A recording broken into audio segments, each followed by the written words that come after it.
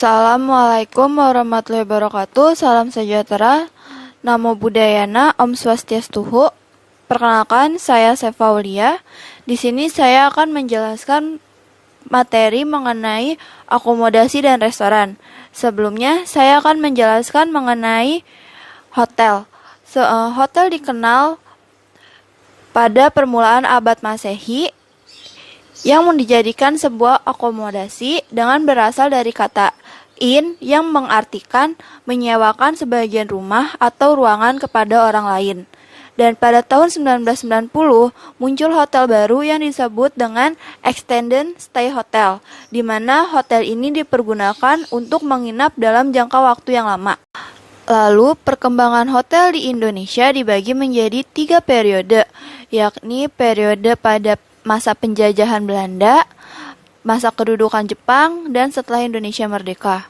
Pada masa penjajahan Belanda, hotel dibangun pada sekitar pelabuhan, yaitu Pelabuhan Batavia, Semarang, Surabaya, Medan, dan juga Makassar, dengan fungsi untuk melayani tamu atau penumpang kapal yang baru saja singgah di Indonesia. Pada masa pendudukan Jepang, pariwisata di Indonesia sangatlah berdampak, di mana hotel-hotel dijadikan sebagai rumah sakit serta asrama, dan jika hotel itu dinilai bagus akan dijadikan tempat singgah atau rumah singgah yang ditinggali oleh perwira-perwira tentara Jepang.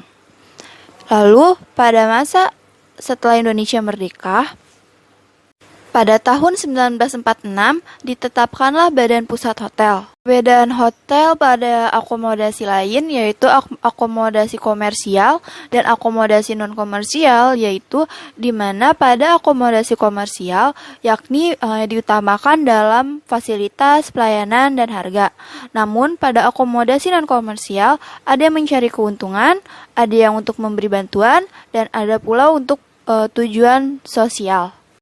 Beberapa jenis akomodasi komersial seperti motel, guest house, apartemen house, dan juga losmen. Dan beberapa jenis akomodasi semi komersial yaitu seperti geraha wisata remaja, asrama, pondok pesantren, ataupun rumah sakit. Serta akomodasi non komersial yakni seperti mes, panti asuhan, dan juga wisma. Dan kali ini saya akan membahas mengenai food and beverage atau yang biasa disebut dengan F&B. F&B sendiri dikenal dalam usaha menyajikan makanan dan minuman yang dikelola secara komersial pada sebuah hotel yang menggunakan setengah bangunan ataupun seluruh bangunan hotel bagi hotel bertaraf internasional. Bidang dalam pelayanan F&B ini dibagi menjadi beberapa bagian, yaitu restoran, yang menjadi tempat untuk membeli makanan dan minuman, di mana makanan dan minuman tersebut disiapkan hanya untuk bagi tamu yang memerlukan. Lalu ada bar yang dijadikan sebagai tempat komersial menyiapkan dan menjual minuman baik yang mengandung alkohol ataupun tidak mengandung alkohol. Lalu ada room service yang bertugas dalam pelayanan makanan dan minuman. Ada steward yang bertanggung jawab dalam menjaga kebersihan dan menyimpan peralatan F&B. Lalu ada banket, di mana untuk melayani dan bertanggung jawab dalam penjualan makanan dan minuman. Selain itu juga ada beberapa tugas tanggung jawab F&B, yaitu untuk mengelola bahan mentah menjadi bahan siap saji, membuat masakan dengan rasa khas, dan bertanggung jawab atas makanan atau minuman yang memenuhi syarat. Selain itu, F&B juga memiliki fungsi utama untuk pelanggan, yakni memenuhi kebutuhan psikologis, ekonomi, dan kenyamanan, serta sosiologis bagi pelanggan yang datang. Setelah menjelaskan mengenai F&B departemen, saya juga akan menjelaskan mengenai jenis-jenis hotel berdasarkan durasi waktu, lalu tujuan, dan juga tarif. Jenis hotel berdasarkan durasi waktu dibagi menjadi 3, yaitu residential hotel, transital hotel, dan juga resort hotel.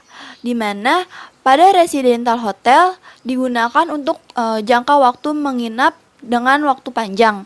Lalu untuk transital hotel untuk menginap dalam waktu singkat, atau biasanya hotel tersebut didirikan hanya sebagai jembatan antar daerah. Lalu juga ada resort hotel, yakni untuk digunakan wisatawan dengan memiliki view yang indah dan menarik. Dan untuk hotel tujuan, ada beberapa jenis, yaitu business hotel, tourist hotel, sport hotel, dan research hotel.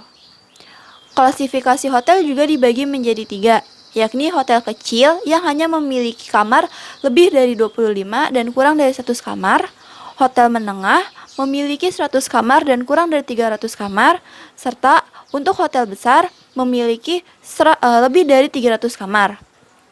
Untuk tarif hotel sendiri dibagi menjadi 3, yakni economy class, first class, dan deluxe atau luxury class. Setelah menjelaskan awal mula hotel, lalu menjelaskan F&B departemen, dan menjelaskan mengenai jenis-jenis hotel, lalu saya akan melanjutkan menjelaskan mengenai struktur organisasi, di mana struktur organisasi merupakan sebuah sistem yang digunakan untuk mendefinisikan suatu hierarki dalam organisasi dan juga menentukan informasi yang mengalir antar level dalam perusahaan.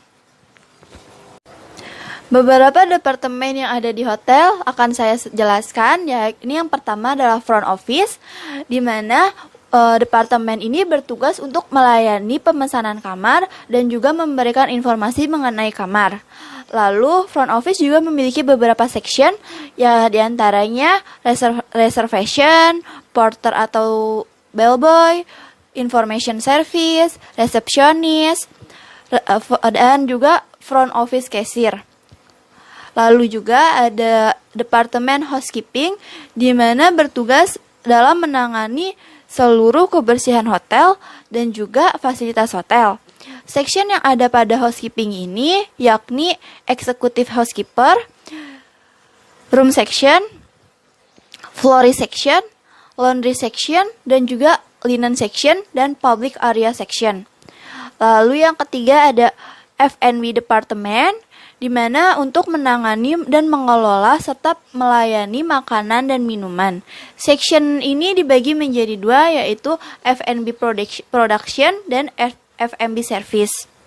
Lalu ada juga accounting department, di mana bertanggung jawab dalam administrasi pendapatan dan pengeluaran keuangan hotel, seperti merancang keuangan hotel dalam 1 tahun anggaran dan juga alokasi pada tiap departemen. Lalu ada juga Human Resource dan Payroll Department yang bertugas untuk menempatkan dan menerima karyawan dan juga menangani masalah yang dihadapi oleh karyawan. Lalu ada juga Purchasing and Inventory Department, yakni bertanggung jawab atas keseluruhan pembelian, pengadaan, serta seluruh kebutuhan hotel. Lalu ada Engineering Department untuk menangani perawatan maupun perbaikan alat-alat mesin yang ada di hotel bila mengalami kerusakan. Sekian penjelasan dari saya mengenai hotel.